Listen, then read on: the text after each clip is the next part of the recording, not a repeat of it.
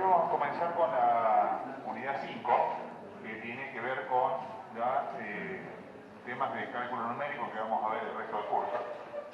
Lo que vamos a comenzar a ver ahora es la solución de ecuaciones no lineales, el primer tema que vamos a ver. Todo el mundo debería saber cómo resolver la ecuación lineal a por x igual más b, igual a 0, si a y b son números reales. ¿Cómo se resuelve? Despejando x, también no, es tan simple como eso para que sepa despejar, por supuesto. La ecuación cuadrática a por x cuadrado más b por x más c igual a 0, dados a, b y c números reales, ¿cómo se resuelve? Entre otras formas, por la fórmula resolvente de Bhaskara. Ya cuando es de tercer grado ya se empieza a complicar, y ya si hablamos de otras funciones que no son polinómicas, otras ecuaciones, perdón, que no son polinómicas, se determinaron las fórmulas y los métodos. Hay que ver una forma general de buscar raíces de ecuaciones. Es lo que vamos a ver ahora. Empecemos con un problema. Salió corto. Pero bueno, lo importante es alcanzar. Una ecuación muy frecuente en la mecánica de los fluidos en general y la hidráulica de tuberías en particular es la ecuación de Colebrook-White, que es esa que está ahí. No sé si esa la han visto en hidráulica o se la menciono. Esto describe cómo varía el factor de fricción F de Darcy. ¿Saben lo que hablo? Bueno, en función de el diámetro de la tubería, la rugosidad de la pared, K, y el número de Reynolds, RE, de la corriente, del flujo. Fíjense que si yo conozco esos números, el resto son valores conocidos, la única incógnita que tengo es F. ¿Está bien? Entonces un problema típico en la hidráulica de tuberías es, dados el número de Reynolds, el diámetro de la tubería, la interna de la tubería y la rugosidad de la pared, calcule F, porque eso me permite calcular la pared de carga en el tubo. Bueno, hay aproximaciones a esta fórmula, pero esta es la fórmula, la verdadera fórmula que describe cómo varía F en un tubo. Ahora, si ustedes prestan atención, F está en los dos miembros de la igualdad. Por lo tanto, no hay ninguna forma de despejarlo. Por lo menos no de una forma F igual a algo que no dependa de F. ¿Está bien? No hay ninguna posibilidad de hacerlo, ¿entenderlo? Es imposible. ¿Está bien? ¿Eso significa que no se puede calcular el valor de F? Sí, claro que se puede, pero no despejando. Hay que recurrir al cálculo numérico, que es lo que vamos a ver aquí. ¿Está bien? Posiblemente al final de la clase, si sobra algún tiempo, volvemos a ver este problema, y si no, queda planteado como un problema en la guía de ejercicio al final del capítulo. Ahí está la fórmula de resolvente para ecuaciones cuadráticas, y como digo, los casos lineal y cuadráticos son casos particularísimos, y la generalidad de los casos no tienen una solución analítica. Vamos al planteo del problema. En realidad, encontrar la solución a una ecuación, como esta que pongo aquí o cualquier otra, no es ni más ni menos que encontrar la raíz de una función, es decir, el punto de la curva, en este caso sería y igual a por x cuadrado más b por x más c, corta el eje horizontal. ¿Está bien? Esa es la raíz, es el valor de x que hace que y valga 0. ¿Estamos de acuerdo? Si y vale 0, se vuelve una ecuación y eso es lo que se busca. Las técnicas numéricas que vamos a ver una con un cierto detalle, la vamos a programar incluso desde cero para ver cómo funciona, porque es muy práctica, y después vamos a recurrir a las librerías de NumPy y de SciPy para resolver estos problemas. Lo que hacen básicamente es generar una sucesión de valores. A la clase pasada hablé de sucesión, debería haber repasado el concepto. En este caso la sucesión sería la sucesión x0, x1, x2, etcétera, que lentamente converge a la raíz buscada, xr, ahí en la figura. ¿Se entiende? O sea, son métodos iterativos, es decir, en cada paso repetitivo o iterativo obtiene una nueva solución que, si el método converge, se supone que es mejor que la anterior, y que la anterior, y que la anterior. ¿Está bien? Bueno, como todo método repetitivo o iterativo, requiere entonces un criterio para decir en qué momento paro. También lo mencionamos en la clase pasada cuando dimos generalidades. El criterio era calcular dos cosas, o calcular una cosa y compararla con otra. Calcular el error aproximado, epsilon A, como la diferencia en valor absoluto entre el valor actual, es decir, el último valor de la sucesión, menos el valor anterior sobre el valor actual, por 100% si lo quieren poner de forma porcentual. Y eso lo tenemos que comparar con ¿qué? Dijimos, con una ¿qué? Tolerancia. Una tolerancia porcentual en este caso, que es un número, el chilonesia ahí, dice, suficientemente pequeño, compatible con la exactitud del resultado que pretenda. O sea, ya dejamos de pretender el resultado exacto. Pretendemos un resultado lo suficientemente preciso como para que satisfaga mis intereses. Por ejemplo, el número f de edad así, bueno, aunque tenga, qué sé yo, 5 o 6 decimales ya me conformo. Bueno, entonces la epsilon s será tal que ocurra eso. ¿Se entiende? ¿Preguntan? Vamos a ver, como digo, un método para resolver el problema de búsqueda de raíces, que es bastante general, se puede aplicar en muchos casos. Ejemplo, el de la ecuación de Coulomb-White, con el cual empecé, se puede resolver con este método, y que es fácil de entender y por lo tanto lo podemos programar con lo que sabemos de Python. Se llama la iteración de punto fijo. ¿Sí? No es el único método, ni mucho menos. Hay un montón de métodos numéricos para resolver ecuaciones no lineales. Aquellos que tienen interés en el libro de Chaffee y Canali, que es una de las referencias de la materia, bueno, ahí tiene una buena descripción de todos los métodos para encontrar raíces de ecuación. Supongamos que estoy resolviendo entonces la ecuación, dijimos recién, en términos muy generales, f de x igual a 0, donde f de x es alguna expresión que depende de x, siendo x la incógnita. ¿Está bien? Entonces me interesa encontrar el valor de x que hace que f de x sea 0. ¿Sí? Siempre hay alguna forma de reescribir esta igualdad a algo de la forma x igual a g de x. Básicamente de dos formas. Una, si f de x tiene más de un término que contenga x, despejando la x de uno de esos términos en función del otro. Paso el otro lado, divido, multiplico, no sé lo que haga falta, hasta que reescribo esta expresión de esta forma. Y si eso no fuera posible por algún motivo, o no quisiera hacerlo, bueno, basta con sumar x a ambos miembros y yo obtengo lo mismo. X igual a g de x. O sea, siempre hay forma de reescribir la ecuación original f de x igual a 0 a la forma de punto fijo x igual a g de x. ¿Por qué nos interesa hacer eso? Hagamos un ejemplo para que se entienda lo que estoy diciendo. Imagínense, por ejemplo, la ecuación x cuadrado más 2x menos 1 igual a 0. Bueno, yo puedo despejar, por ejemplo, la x del cuadrado. Entonces pasaría todos los términos del otro lado que le de signo. X cuadrado es igual a ¿qué? 1 menos 2x, y por lo tanto x igual a ¿qué? A raíz de 1 menos 2x. Esto que está acá, ¿cómo lo llamé? G de x. ¿Se entiende? Ahora, fíjense que esa no fue la única forma de despejar. ¿De dónde podría haber despejado también? Del término lineal. Y si tuviera más términos, tendría más posibilidades todavía.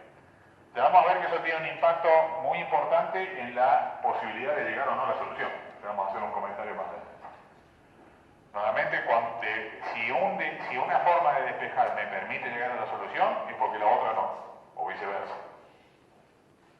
¿Se entiende? ¿Por qué lo planteamos de esta forma? Porque estrictamente hablando, esta igualdad x igual a g de x solamente es cierta cuando x toma el valor que hace 0 a f. ¿Se entiende? Por eso son equivalentes. Ahora, ¿qué pasa si yo en el miembro de la derecha, en g de x, reemplazo a x ya no por el valor verdadero que no conozco, lo que estoy tratando de encontrar, sino por un valor inicial x sub 0, por ejemplo? Acá pongo x sub 0. ¿Se entiende lo que digo?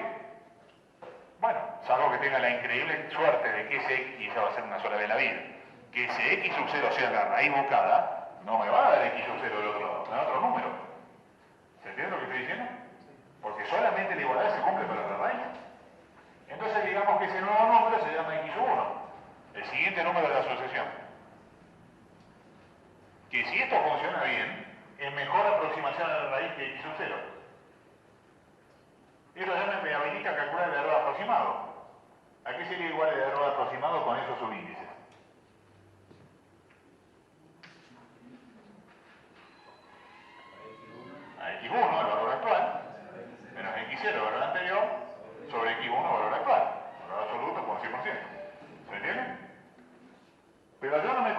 y sigo. Entonces ahora este nuevo x1 que está acá, lo reemplazo en el miembro de la derecha para obtener ahora ¿qué? Un x2, que vuelvo a reemplazar en el miembro de la derecha para obtener ahora ¿qué? Un x3. Y así continúo hasta que este epsilon a sea menor a un epsilon s que yo fijo de antemano. 1 por el a menos 2, 1 por el a menos 5, 1 por el a menos 20, lo que yo quiera. ¿Se entiende? Eso es la iteración de punto fijo. La clave de esto está en dos cosas. En la buena elección de la función g, la función de iteración, como se llama g, de x, y en la buena elección del valor inicial x sub 0. Porque si el valor inicial x sub 0 está demasiado de lejos o muy alejado de la raíz evocada, bueno, no sé si voy a poder llegar, vamos a probar que no llegue. Y ya vamos a ver qué significa no llegar. Significa que eventualmente quede atrapado en un bucle infinito, un ciclo infinito. ¿Se acuerdan del ciclo infinito que mencionamos cuando hablamos de los while? Sobre todo while. Si nunca se cambiaba la condición la condición de verdad de la expresión lógica, o no funcionaba nunca o funcionaba por los tiempos de los tiempos. En algún momento tiene que cambiar esa condición. ¿Alguna pregunta? ¿Está bien? Hay una condición que se puede demostrar, esto es un teorema que se puede demostrar, que esto converge en la medida que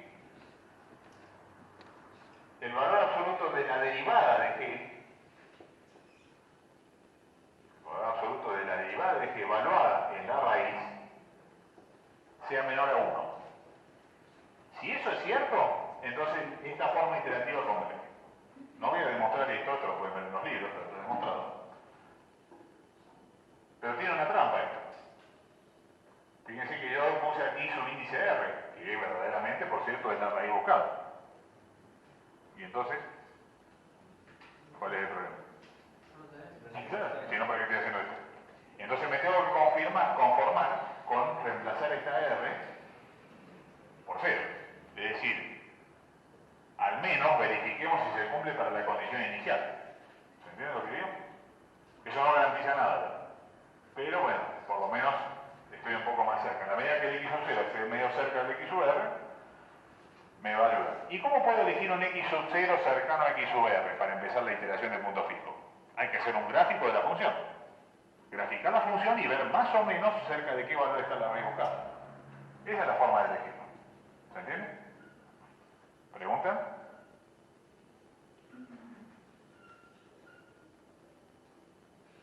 Vamos a resolver esa ecuación que está ahí. O encontrar la raíz de la función que está indicada ahí. La función f de x aquí es e a la menos x menos x. O sea, quiero resolver la ecuación asociada e a la menos x igual a 0. Noten que esa ecuación tan simple así de escribir no tiene solución analítica, ¿no? ¿Cómo hacen para encontrar el valor de x con los métodos que conocen? No tiene ninguna posibilidad. Ahora vamos a ver cómo lo resolvemos por iteración de punto fijo en este caso. Pero antes de buscar la solución por iteración de punto fijo, hagamos lo que hay que hacer. Grafiquemos la función para ver cómo es. ¿Está bien? Y sobre todo, por dónde anda la raíz. Bueno, usamos lo que hemos visto en la clase pasada. Vamos a graficar. Esto lo puedo hacer directamente en la línea de comandos del IDLE de Python. Si quieren pueden escribir un código, pero bueno, vamos a importar, por supuesto, matplotlib.pyplot como plt. Y como voy a hacer cuentas con exponenciales también, voy a usar también NumPy. ¿Sí? Import NumPy as np. Entonces, ¿qué voy a hacer? Voy a generar... A ver, tengo que tener una idea de por dónde anda la raíz, ¿está bien? ¿Por qué? Porque para hacer la gráfica tengo que decir un x mínimo y un x máximo. No puedo decir menos infinito más infinito, no puedo graficar eso. Ni siquiera lo puedo ver. Entonces, bueno, ahora acá pongamos que x va a ser valores que voy a generar con la función linspace, ¿se acuerdan? Linspace que nos genera un espacio lineal de valores entre un mínimo y un máximo, ¿está bien? Con una cantidad de puntos dados, por ejemplo entre menos 2 y 4, dice ahí. Pueden probar con otros números. 100 números, 100 puntos, eso para ver la curva más o menos orden. Y ahora puedo graficar, pueden calcular y si quieren, pero directamente pueden graficar con plt.plot. X, ahora vendría ahí. ¿Quién es y? Y bueno, ahí es la función, e a la menos x, esto es x, np.x, ¿verdad? np.x de menos x, ¿sí? Menos x. ¿Está claro eso? Ahí están x. Noten que acá lo que estoy haciendo es calculando el vector o el array de valores de y, ya en el mismo momento que se lo estoy pasando como argumento a plot, ¿no? Puedo calcular un i antes y decir plot de y, si quieren hacerlo más prolijo. Activamos la grilla. Acá la grilla va a cumplir un factor importante porque nos va a mostrar los ejes, sobre todo el eje x, que es el que me interesa ver, porque me interesa ver dónde corta la curva del eje x, ¿estamos de acuerdo? Así que activamos con grid y por supuesto después lo mostramos, ¿no? Con short. Bueno, miremos la gráfica. Primero identifiquemos al eje x. El eje x es esta línea que está acá, donde dice 0. ¿Por dónde anda más o menos el array? ¿Entre qué y qué? Entre 0 y 1. ¿Estamos de acuerdo? O sea que tiene que ser algo de la forma 0, algo. Eso es un dato importantísimo, porque me da una idea de por dónde debo elegir el x sub 0. ¿Está bien? O sea, nuestra raíz xr formalmente pertenece al intervalo 0, 1. ¿Está bien? ¿Pregunta hasta aquí? Ten en cuenta que hay funciones que tienen múltiples raíces, entonces hay que elegir bien el intervalo de acuerdo a la cual le estoy buscando, ¿verdad? Cerramos esto. Y ahora podemos elegir alguno de los dos extremos como valor inicial, que yo, por ejemplo, podemos elegir el 1. Entonces tomemos que x sub 0, el valor inicial va a ser 1. Y de ahí empecemos la iteración de punto fijo. Ahora hay que decidir en esta función f de x cómo la voy a transformar en g de x, es decir, ¿de dónde voy a despejar la x? Acá hay dos formas, una muy fácil y la otra no tanto. La más fácil, ¿cuál es? Y simplemente pasar esta x negativa por el otro y ya está. ¿Quién es g de x en ese caso? Escribamos esto, sería x igual a e a la menos x, ¿está bien? Esa sería la función de iteración. ¿Está bien? ¿Cuál sería la otra? Bueno, habría que pasar el x de otro lado, pero además habría que aplicar qué cosa para despejar el x que está en el exponente. Logaritmo como miembro, aplicar propiedad del logaritmo, despejar, parece más engorroso. Pero tengan en cuenta, salvo que quiera evaluar esto, que lo puedo hacer. Yo no sé de antemano cuál de los dos despejes me va a garantizar la convergencia. No lo sé. Hay uno que sí y otro que no. Podemos verificarlo en este caso, esto no es difícil. Se puede poner un poco más engorroso. Entonces usemos esta última opción, como digo, usemos esta función de iteración y a la menos x. Entonces esto es la iteración de puntos fijos de la forma x sub i más 1, valor actual, igual a e a la menos x sub i, valor anterior. ¿Está bien? Ahí está la iteración. Bueno, fíjense que si yo quiero evaluar esto, lo que tengo que hacer es derivar esta función. ¿Cuál es la? Si g de x es e a la menos x, ¿quién es la derivada de g de x? Exacto, menos e a la menos x. ¿Estamos de acuerdo? Por lo tanto, para x sub 0, ¿cuánto vale? Bueno, g' en x sub 0 es g' en quién? En 1. Es decir, menos e a la menos 1. ¿Qué significa e a la menos 1? ¿Qué significa e a la menos 1? Claro, menos, por este menos que está acá afuera, 1 sobre e, ¿está bien? Y esto es valor absoluto, dice, ¿no? ¿Cuánto vale 1 sobre e? ¿Cómo? La pregunta es, de otro modo, ¿cómo es e? ¿Mayor o menor a 1? ¿Cuánto vale e más o menos? 2, algo, ¿verdad? O sea, esta fracción, ¿cómo es? Esto es como el valor absoluto. Si no, agarren la calculadora y hagan la cuenta. Valor absoluto, ¿no? Por lo tanto, verifica la condición y por lo tanto, en principio, esta forma de despejar sí me va a garantizar la convergencia del método. Eso significa que muy probablemente la otra forma de iterar no me garantice la convergencia del método. ¿Me explico lo que estoy diciendo? ¿Pregunta? ¿Hasta ahí? A que llegue a la solución o no llegue.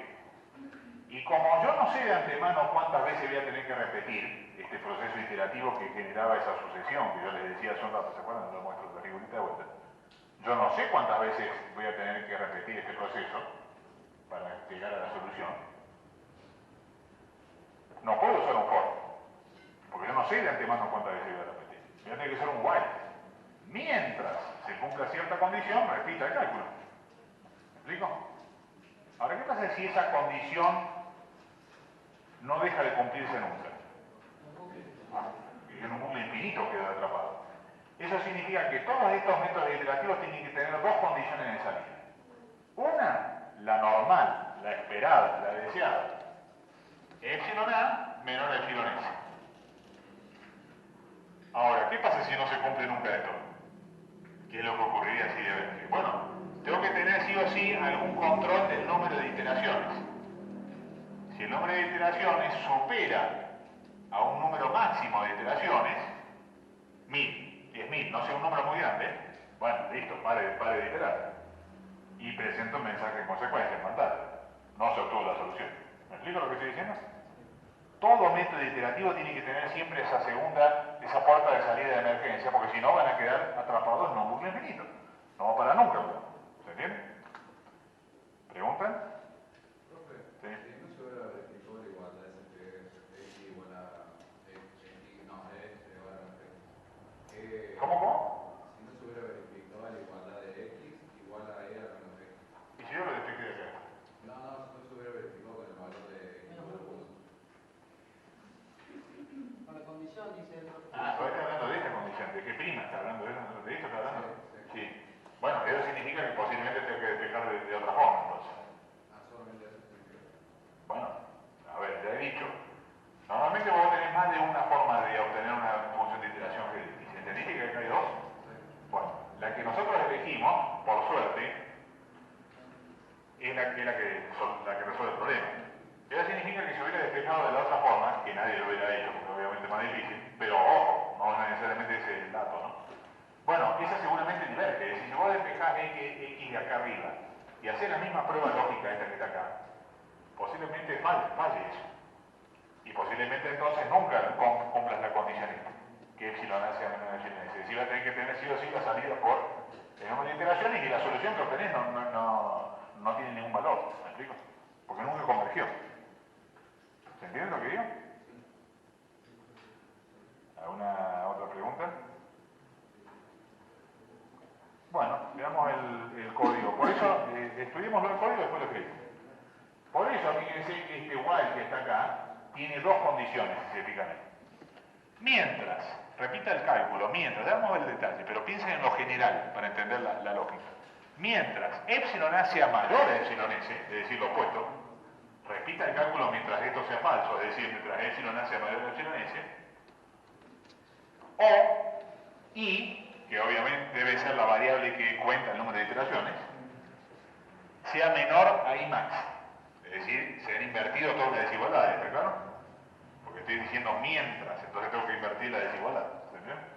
Mientras epsilon A sea mayor a epsilon S, es decir, todavía tenga un error muy grande, o el número de iteraciones sea menor a I max, es decir, no he superado ese máximo de iteraciones que yo fijo de antemano en forma arbitraria, pero muy grande.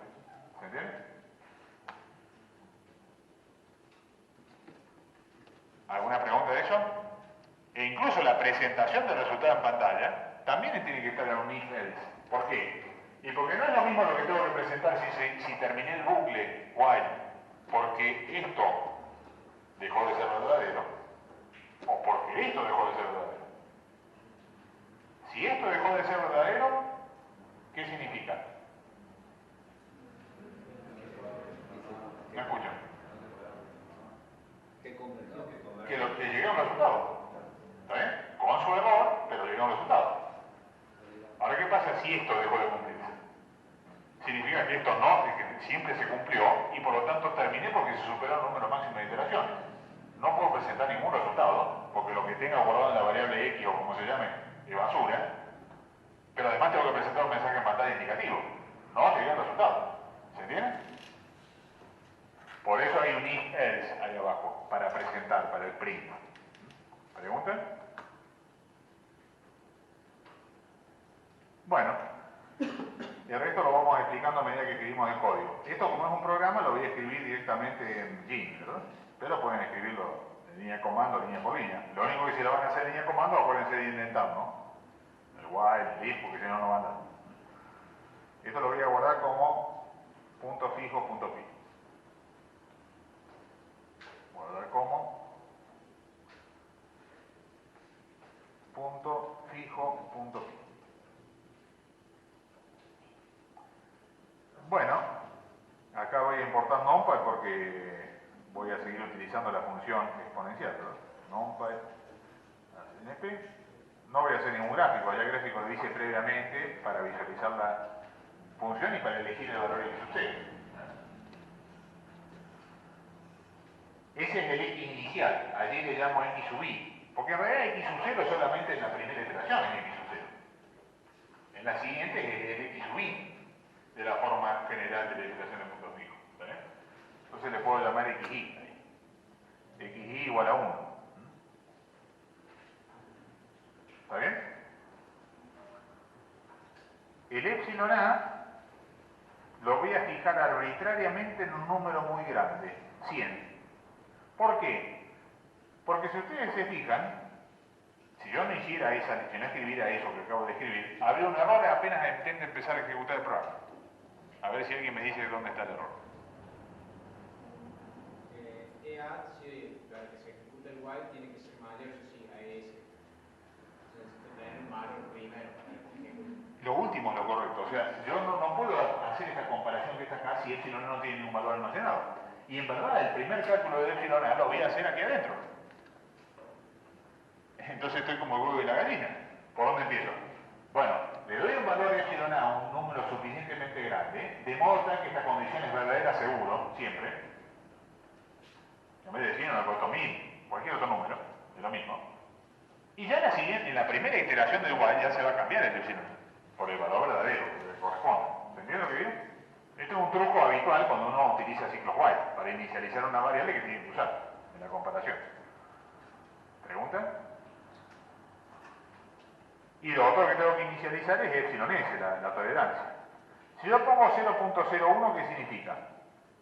Significa que si esto se termina cuando esto sea falso, es decir, cuando epsilon a sea menor a epsilon s, es porque los dos valores consecutivos de x sub i más 1 y x sub i, tienen una diferencia que es menor a un error, digamos, que es menor a 0,01. ¿Está bien?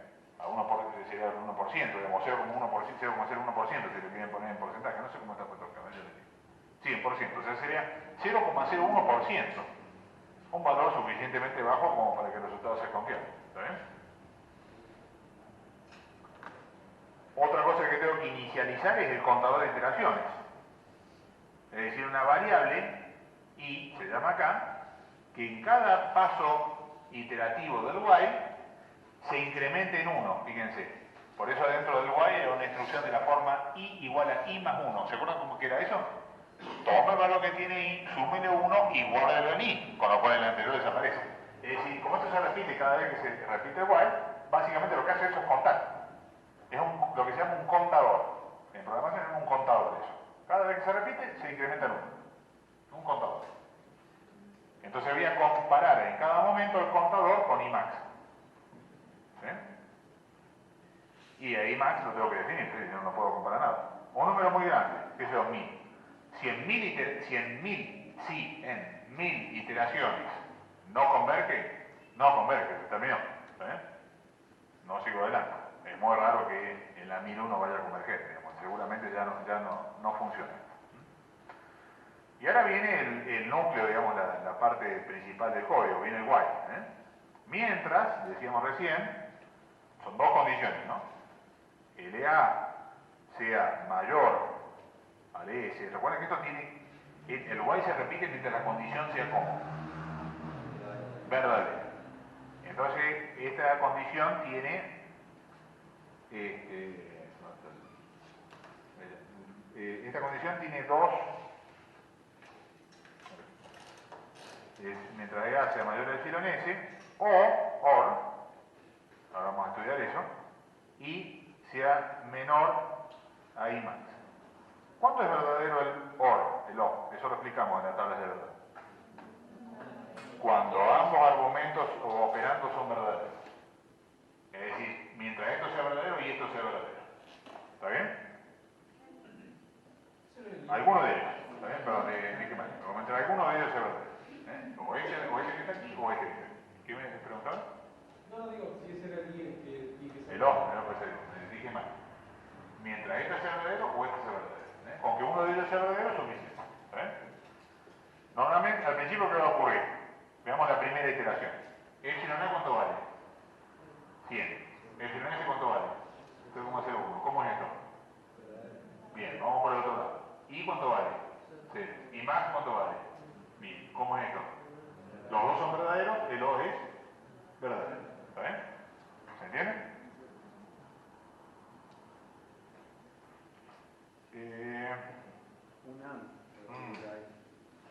Otro cosito para el día. Ahí, corrijan ahí. Voy a poner AND. ¿Por qué? Claro, exactamente. Claro, alguno va a ser verdadero. Entonces, ¿qué pasa cuando yo ponga AND? Corrijan ahí, pongan AND. Ahí. Ambos. Por eso yo dije lo que dije, y estaba bien lo lógico que estaba mal escrito en el libro. Pongan ahí AND. ¿Por qué? Como digo, lo deseable que es que la primera sea falsa. Porque si la primera es falsa, ¿qué significa? Que el error ya es, el epsilon es suficientemente pequeño, que ya aparece. Entonces, si esa es falsa, ¿cómo es el AND? Falso, independientemente de cómo sea el segundo operando, no importa. El primero es falso, listo, ya es falso nada. ¿Ven? Corrijan ahí el AND. En cambio, si no converge, ¿qué va a ocurrir? Si no converge, no, el epsilon A siempre es mayor que el epsilon S. ¿Está bien? Pero se habrá superado seguramente el número máximo de iteraciones. Entonces, el segundo término es falso y por lo tanto el AND es falso y termina. ¿Se entiende? Porque recuerden que el while se ejecuta, se repite mientras la condición sea verdadera. La condición tiene dos partes. ¿Está clara la lógica? Fíjense que si no ponen esta segunda condición que está acá, es decir, no tienen en cuenta el número de iteraciones, podrían quedar atrapados en un signo infinito. Si no converge el esquema iterativo. ¿Alguna duda? ¿Está bien? Detalle ahí entonces para corregir ahí, o ponen nada. Y ahora lo que hay que hacer es implementar la fórmula esta, la fórmula iterativa esta que está acá. X sub i más 1 igual a g de x sub i, donde g ahora es la función, dijimos, y a la menos x. Y a la menos x. Entonces x sub i más 1 no puede ser x sub i más 1, le puedo llamar x1, por ejemplo, a la variable, ¿está bien? Por poner un nombre. Es igual a x, np.x, igual a menos x sub i, que es la variable que contiene el valor anterior de x. ¿Está bien? Y fíjense que en esa fórmula, en esa línea está resumido el método. Esa es la fórmula iterativa de la iteración de punto fijo. ¿Sí? Lo que sigue ahora es calcular el error aproximado, EA, el epsilon A, que dijimos que es el valor absoluto de, ya lo borré, x sub i más 1 menos x sub i, es decir, x1 menos xi dividido x sub i más 1, es decir, x1, todo esto por 100, porque lo pongo en forma porcentual.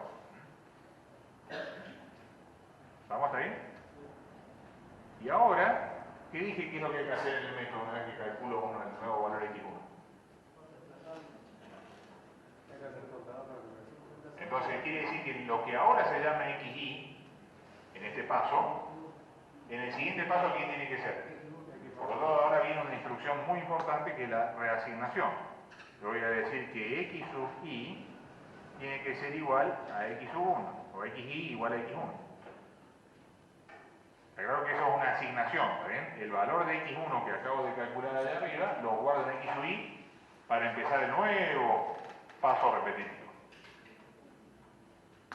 Y no olvidarse también de incrementar en 1 el contador, porque ese es el que va contando el número de iteraciones. ¿Preguntas?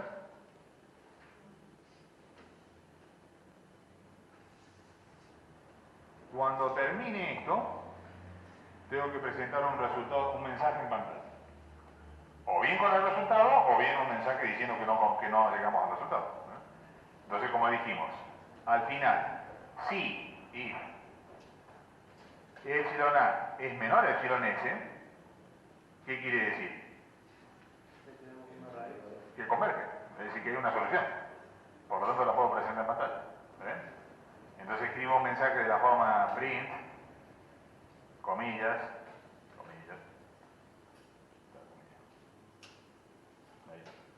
la raíz es, bueno, a ver, aquí hay que poner la cantidad de decimales, no sé cuánto puse aquí, 3 decimales, pongamos 3 decimales ahí, porcentaje punto 3f, ¿se acuerdan la plantilla de formato? Y no olvidarse de de la variable que quiero que salga acá. ¿Cuál es la variable que tiene el resultado? ¿Cuál es el mejor valor? El x1 es el más actual. Bueno, continuando con lo que dejamos en la clase, estábamos hablando de que básicamente estas instrucciones if-else que tenemos aquí se activan. En el caso que epsilon A sea menor a epsilon S, es decir, cuando tenemos un resultado verdadero y por lo tanto podemos imprimir el valor de la raíz, en este caso la variable x1, con 3 decimales. En caso contrario, significa que esta condición es falsa y por lo tanto el while terminó cuando esta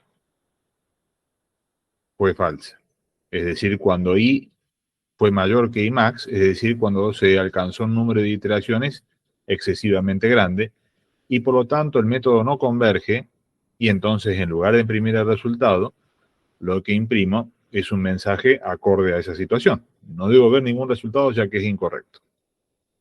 Vamos a ejecutarlo a este código, .figo.py, desde Gini, y este programa no es interactivo, sino que simplemente va a presentar el resultado en pantalla, luego de un rato, y la raíz es 0,567, que si ustedes comparan ese resultado con el de la figura que habíamos mostrado en clase, utilizando la función de Matplotlib, bueno, efectivamente es un número entre 0 y 1. La raíz es 0,567 con 3 decimales en este caso. Bueno, ahí queda completo entonces la solución por la iteración de punto fijo de la ecuación que habíamos planteado. Ahí, bueno, en el libro está explicado paso por paso lo que se fue haciendo, que es un poco lo que venimos explicando tanto en la clase como esto que estoy completando en este momento. Bueno, como hemos dicho, el método puede no converger, es decir, si el método no converge, aparecerá en pantalla, en este caso, el mensaje del método no converge, y en ese caso, lo razonable sería buscar otra iteración, otra función de iteración. En este caso, habría que despejar ya no e a la menos x, sino de la otra forma como indicamos. Al margen de esas limitaciones, el método de la iteración de puntos fijos es un método relativamente sencillo de implementar. Fíjense que para otros ejemplos, básicamente se trata de modificar esta función de iteración y el valor inicial, ¿no? El resto de los valores más o menos se pueden conservar. Y puede resolver entonces cualquier tipo de problema matemático, de búsqueda de raíces. Hay una función en el módulo SciPy, yo les comenté la clase pasada del módulo SciPy, que es el que vamos a utilizar en esta parte del curso, que se llama fsolve. Esa función permite resolver, bueno, una gran cantidad de funciones no lineales, entre ellas las del ejemplo que presentamos. Entonces lo que vamos a hacer ahora es resolver el mismo problema utilizando fsolve. ¿Sí? Esto directamente lo puedo hacer en la línea de comandos de Python, con lo cual lo que voy a hacer aquí es lanzar la terminal de Python. Pero también podría escribir un código en Gini y ejecutarlo desde allí, ¿no? No habría problema.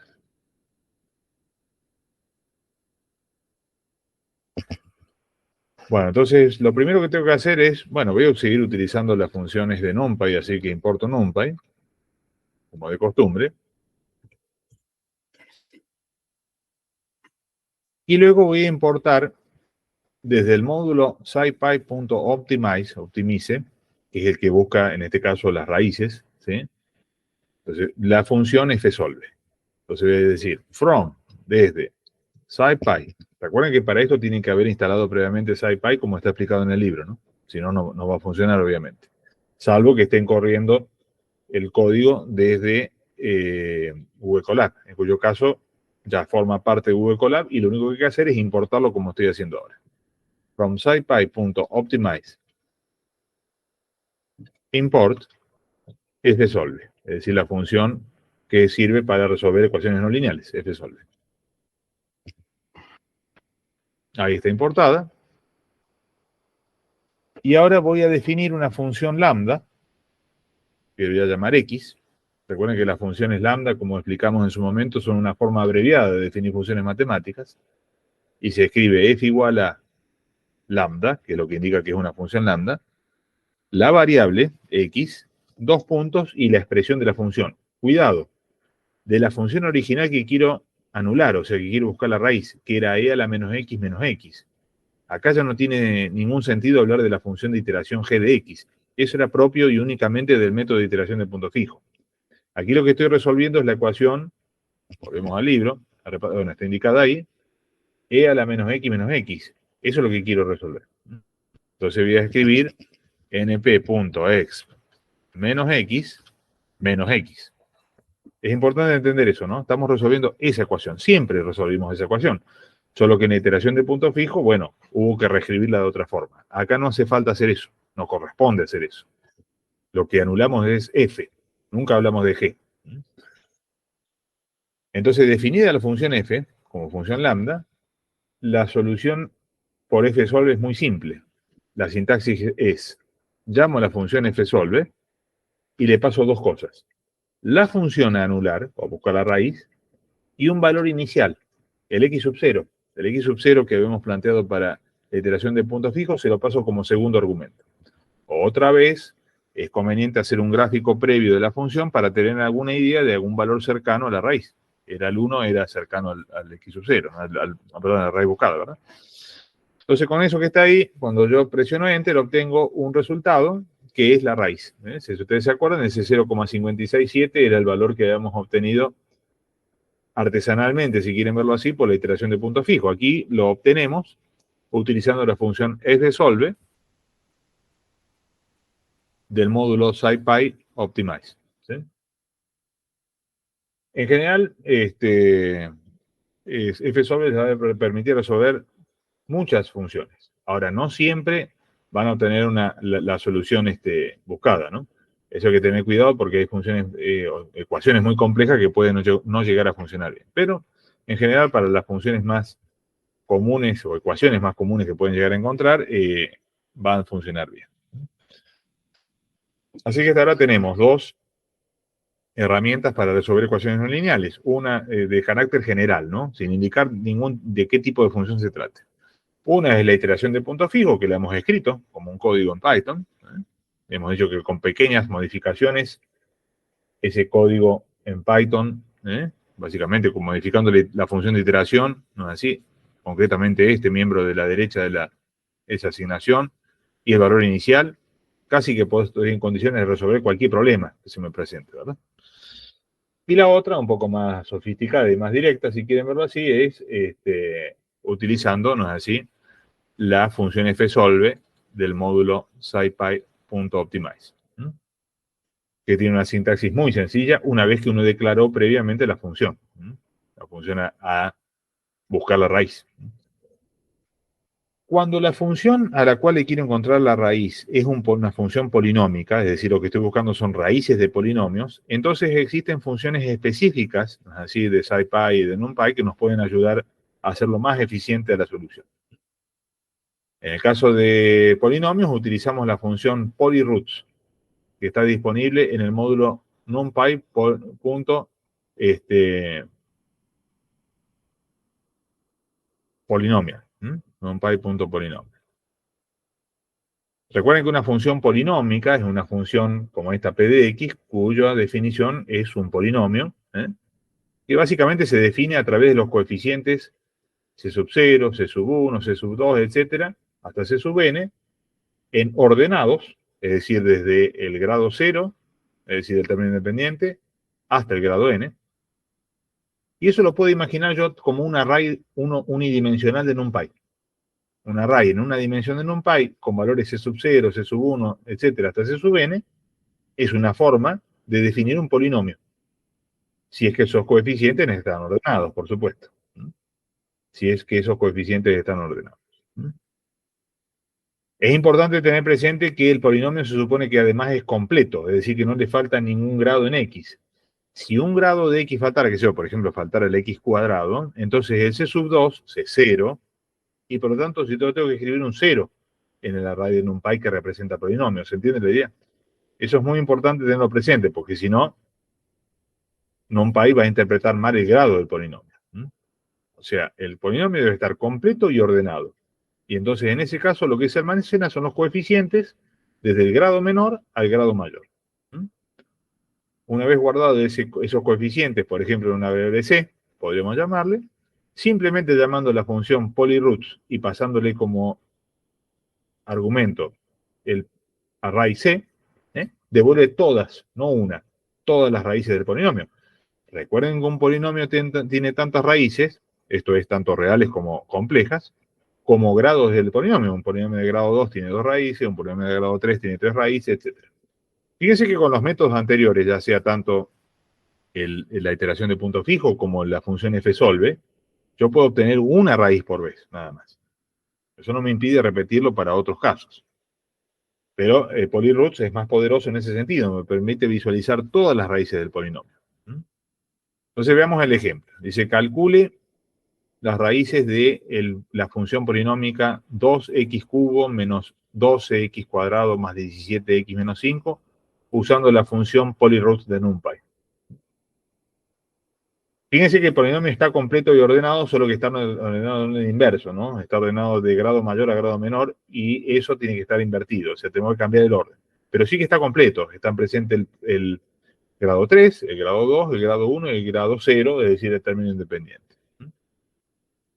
Lo primero que voy a hacer, entonces, esto también lo puedo hacer en línea de comando, como estoy haciendo ahora, o bien lo puedo hacer en un código en Git. Voy a importar desde el módulo numpy.polynomial, otra vez hay que poner, 2 veces, import, bueno, dijimos que vamos a importar la función polyroots. Esa es la que encuentra raíces de polinomio. De roots es raíces. Ahí está importada. Ahora defino el array C que contiene los coeficientes del polinomio completo y ordenado en grado creciente. Es decir, empiezo en el término independiente, después sigo el coeficiente lineal y así hasta el último coeficiente. Fíjense que el término independiente es menos 5. Entonces este array empieza con menos 5. Luego sigue el término lineal, 17, coeficiente, estamos hablando así. Luego el término cuadrático, coeficiente menos 12. Y finalmente el coeficiente del grado del término de tercer grado, que es 2. Ahí cierro la lista, que es el argumento de entrada de la función np.array, que construye el array de NumPy. ¿Está claro? Entonces, fíjense que siempre que yo tenga un polinomio de grado 3, en este caso, voy a tener un array de 4 elementos. Porque un polinomio de grado 3 tiene 4 términos cuando está completo y ordenado. Independientemente que el coeficiente de alguno de esos términos sea 0. Es otra historia. Pero tiene que tener 4 términos. En términos generales, un polinomio de grado n tiene n más 1 términos. Y por lo tanto, el array asociado tiene n más 1 elementos. Una vez que yo ingreso los valores, digamos, del array en la variable c, ya estoy en condiciones de llamar la función polyroots y pasarle ese array c. Y fíjense lo que va a ocurrir. Perdón, está mal escrito. Polyroots con 2 O, no con 2 R. Polyroots me va a devolver también un array con tantos elementos ese array como raíces tenga. Como el polinomio es de grado 3, entonces este array tiene 3 elementos porque tiene 3 raíces. Ahí están las 3 raíces del polinomio buscado, que en este caso son todas reales, ¿no? Si no, aparecerían eventualmente alguna raíz de tipo compleja, eventualmente. Recuerden que en Python podemos manejar números complejos con el tipo complex, ¿eh? Ya lo hemos visto eso, usando como unidad imaginaria la J. ¿Está claro? Entonces, fíjense que para el caso de polinomios, tengo una función específica que me permite hacer las cosas más eficientes todavía, porque me permite obtener todas las raíces a la vez. Fíjense que para obtener cada una de esas 3 raíces por métodos generales como la iteración de punto fijo o la función fsolve que vimos anteriormente, eso me hubiera requerido repetir el procedimiento 3 veces, básicamente cambiando el valor inicial de búsqueda, ¿eh? Cercano a la raíz buscada, es decir, posiblemente un valor inicial para esta raíz sea 0 o 0, algo, para esto sea 1 o 2 y para esta sea algo cercano a 4. Solamente cambiando el valor inicial, capaz que llego a una u otra de las raíces. Bueno, y esas son las cosas que vamos a ver sobre búsqueda de raíces de ecuaciones no lineales con Python, ¿eh? Hemos visto entonces, repasamos el método de la iteración de punto fijo, como un método general, pero que tiene algunas limitaciones, ya que el método de iteración de punto fijo, ya que, bueno, dependiendo de quién sea la g de x que yo despeje, puede el método converger o no, de acuerdo a si es válida esta condición o no. ¿Sí? En cualquier caso, el algoritmo, es decir, el procedimiento para aplicar el método, debe incluir una condición de salida al while, considerando el número máximo de iteraciones permitidas. En todo caso, el método de la iteración de punto fijo me permite resolver de a una raíz por vez. También disponemos en el módulo scipy.optimize de la función fsolve. Habiendo definido la función f, por ejemplo, como una función lambda, la f, no la g, simplemente llamando fsolve con 2 argumentos, la función definida y un valor inicial de búsqueda, en x sub 0, fsolve en general me va a devolver correctamente la raíz buscada. Pero hay que tener presente que eventualmente para algunas ecuaciones muy complicadas puede llegar a no funcionar bien fsolve. Y finalmente vimos que para el caso de polinomios, hay una función que se llama polyroots, disponibles en el módulo numpy.polynomial.polynomial, que permite encontrar todas las raíces del polinomio. Ahora, ese polinomio debe ser expresado como un array de NumPy con los coeficientes del polinomio completo y ordenado en grado de menor a mayor, del término independiente al término de mayor grado. Una vez definido el array, se lo paso como argumento polyroots y obtengo otro array con todas las raíces buscadas. Bueno, con esto quedan habilitados para resolver los ejercicios y problemas del final del capítulo 11. Eso se los dejo para que ustedes trabajen. Hay algunos que son ejercicios y otros que son problemas un poquito más aplicados. Fíjense, por ejemplo, el ejercicio 11.1, que básicamente lo que pretende es que ustedes resuelvan el problema de la ecuación de Colebrook-White. Por ahí empecé la clase de hoy, cuando mostraba una aplicación de la búsqueda de soluciones de ecuaciones no lineales. ¿Se acuerdan? El flujo en tuberías. Bueno, resolver esta ecuación de Colebrook-White para unos valores dados de algunos parámetros. Por ejemplo, aquí dice que asumamos que el diámetro es de 25 centímetros, que K es 0,2 centímetros. Bueno, y hay que calcular el número de Reynolds. Eso se los dejo a ustedes que repasen un poco de hidráulica ahí en función de la velocidad y de la viscosidad del agua. ¿Está bien? Con el diámetro, la velocidad del flujo y la viscosidad del agua, pueden calcular el número de Reynolds. Con el número de Reynolds, el diámetro y la altura de rugosidad K, pueden entonces ahora reemplazar esos valores en la ecuación de Colebrook-White, y fíjense que la única incógnita que les queda es el f. Bueno, ahí fíjense que tienen dos formas de despejar f. O lo despejan de esta raíz que está abajo del 1, o lo despejan de esta raíz que está dentro del logaritmo, de base 10. Bueno, obviamente parece que es más fácil despejarlo de acá, ¿verdad? Bueno, además, en general, compruébenlo, esa forma de despejarlo, si quieren aplicar la ecuación, del método de la iteración de punto fijo, es la que converge, por suerte.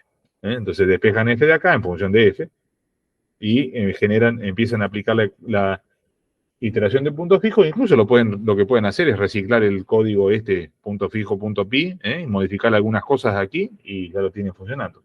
Y pueden tener un programa que les calcule el factor de fricción de Darcy, ya no en forma aproximada, sino utilizando la ecuación de Colebrook-White. Y bueno, y después hay otros problemitas más ahí, otros ejercicios más planteados para resolver ecuaciones, ahí llegamos, diversas, ¿no? Ecuaciones con senos, con cosenos, con polinómicas también. Y hay un problemita final ahí para el cálculo, un problema muy interesante de aplicación para el cálculo de un volumen de un tanque esférico. Eso para que lo practiquen ahí. Tienen que identificar cuál es la ecuación que tienen que resolver en ese problema. Fíjense cómo pueden plantear el problema con una ecuación, es decir, una expresión igualada a cero, donde en esa expresión exista la incógnita, que en este caso es la profundidad. El objetivo es averiguar esta profundidad h. Bueno, a ver, traten de plantear el problema de forma tal que tenga una expresión que depende de h y de otras cosas conocidas, igualada a cero. Entonces ahí tienen una ecuación para resolver. Y ahí pueden aplicar iteración de punto fijo, pueden aplicar fsolve. Y eventualmente, si es un polinomio, también podrían aplicar polyroots. Bueno, con esto queda terminada la clase, un poco accidentada con lo que nos ocurrió, pero bueno, queda completo los temas. Así que quedan ahí los horarios de consulta, etcétera, para que ustedes consulten y practiquen y sepan que, por supuesto, en la fecha prevista está la evaluación respectiva de estos temas. Bueno, aquí finalizamos entonces la clase. Hasta la próxima.